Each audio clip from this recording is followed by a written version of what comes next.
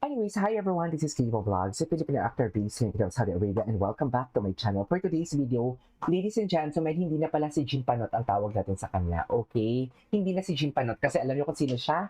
Si Bakekang.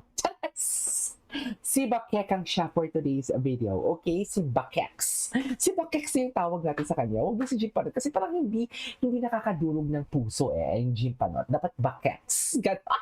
Tama ngayon. So ngayon, si Bakex na siya. So, sabihan ko nga si what you call this? Sabihan ko nga si Madam Pika. So si Bakex ang itawag sa kanya. Well, anyways, basahin muna natin to.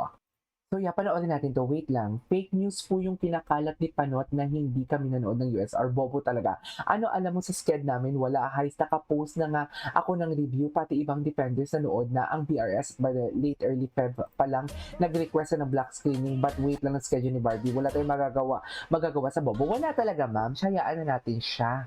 Diba? Hayaan na natin siya.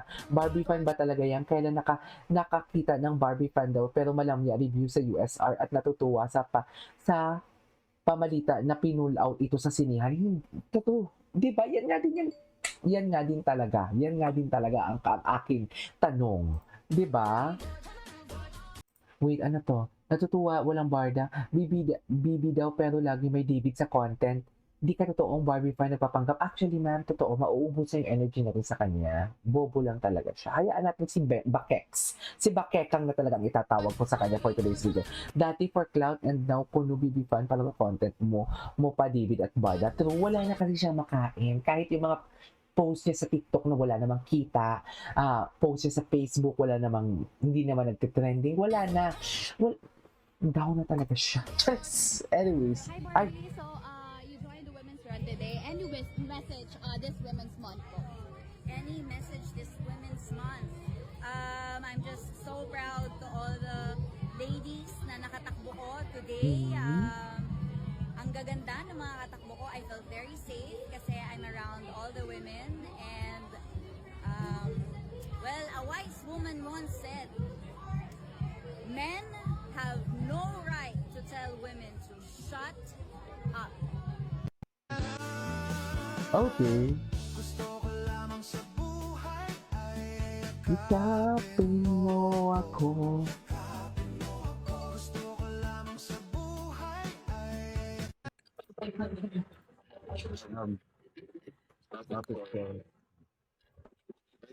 Ito yun. Yung kay... diba? Ang ganda ko dyan. Chares! Ang ganda ko dyan. Tingnan natin. Ito si Mambard. Ay, natin yung mga repost ng Barbie. Bago to Si Ate Kai. Party si Barbie. Walang pakialam si Barbie. Pa-party siya. Pakialam niya sa mga chismo sa inyo.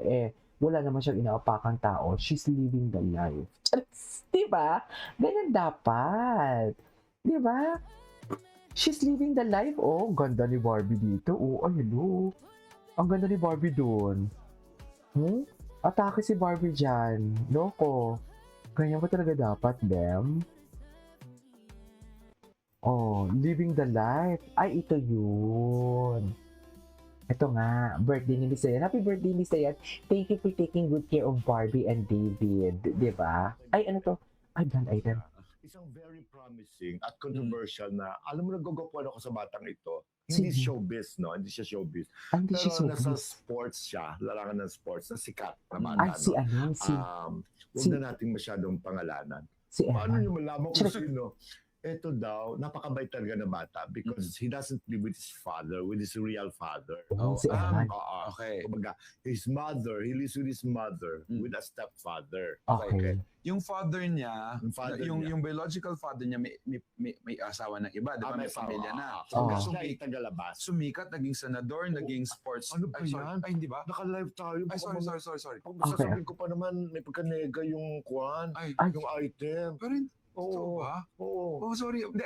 Burahin natin na. Burahin lahat tayo Kalimutan niya. Wala sa live tayo. So, Sa sumikat na yung tatay dating senador, tapos naging... Ayan. Sabi ko, gusto mo talaga makulong ako Mali na naman ako. Okay, sige. Panoorin natin ito. Mabait, sige. Mabait na lang. Oo. Kasi yung kwento rito nilulustay daw. Yalis naman ako Ito si Hoy! Banggoy. Para sa Huwag na tayo hindi ko na ulit. Ay, si Hiroshi. Pinirit niyo akong lumaban para sa gerang ayaw ko. Ngunit para sa Ay. pag-ibig, babangon ako. Ay! Babangon siya para sa pag-ibig. Okay. Ay, hello. Hello. Baka ginoo yan.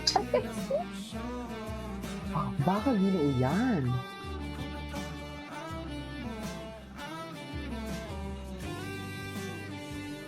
Nararating na sa'yo. Bagay na bagay talaga yung ginoo na yan. Bagay na bagay yung iyak siya, di ba? Yan yung music. Yung nagpapahiwatig niya sa'yo, ay, big boy talaga siya. Ay, pak, big boy siya, no? Big baby boy. Pinakapogi ka kapag Kapag bagong busy. Kapag workout? Ano? Ipag-date. Ay, pinakamabait ka kapag kapag. Ikwento mo Kapag yan. nagawa ko lahat ng kailangan kong gawin. kinikilig ka kapag Kapag kaharap mo si Barbie. Nakikita mo yung type mo. galante ka kapag Kasama ko ang babae. Ay, bugulado siya sa kuripot ka babae. kapag Sa babae din. Kaibigan. Sa kaibigan. Ganun pala siya.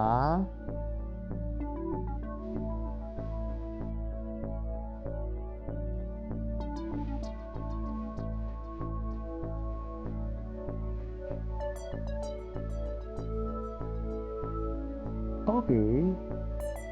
Oh my God, ang init sa David. Hala, ang init no. Grabe si David talaga. Kay David, kay Barbie lahat yan. Oh my God. Bilang na bilang ko na yung abs ni ano. Ah, ito pala si ano. Ah, ito ba yun? Ano natin? Ay. Nakaka-proud. Kasi nakita Panoorin na yung natin teaser, ito. and doon pa lang, sa teaser pa lang, kitang-kita na yung, I mean, kung gaano siya nakakatakot. Just by looking at your expressions doon, ano, paano ka naghanda? Medyo ano yun, medyo malalang preparation. Kasi it's a totally new genre for me. And going back to filmmaking is always challenging kasi iba yung disiplina at yung pag-arte mo as compared to TV acting. Yung TV acting kasi mas malaki, mas animated per se. Ang pelikula mas nuanced, mas subtle yung pag-change of expression. Pero dapat malinaw. Malinaw yung mensahe, malinaw yung objective mo sa eksena. So, doon ako na-challenge kasi meron akong kasabay na TV project na ginagawa with P77. At yun nga ay ang Pulang Araw na malaki din ang demands. So, kailangan ko siyang i-alternate talagang yung disiplina when it comes to technicalities of acting. Kailangan ko siyang Wait lang. i-alternate. I-cut kita dyan. Yung Pulang Araw, di ba, niloloko nga kita. Hindi ka pa ba nade-dehydrate? Yun. Di ba, bawat eksena, umiiyak ka. Umiiyak, yes. Oo. So, kasabay na. Kasabay. Parang MWF Pulang Araw, tapos TTHS PHS. Hindi ka nabaliw? Yun yung medyo naging fear ko Workaholic at the time, siya, to be no? honest.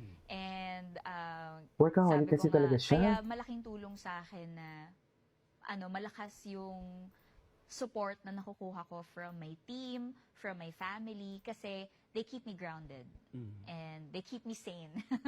Kasi mahirap parehas siyang emotionally demanding yung both projects. So, yun. Na-challenge ako, yes, pero it's definitely one for the books. Yung One for the experience na yun. And given the chance, I would do it again for sure. Ay, diba? Anyways, that is our for today's video from Barda Compilation. This is Kino Vlogs and see you on my next one. Bye!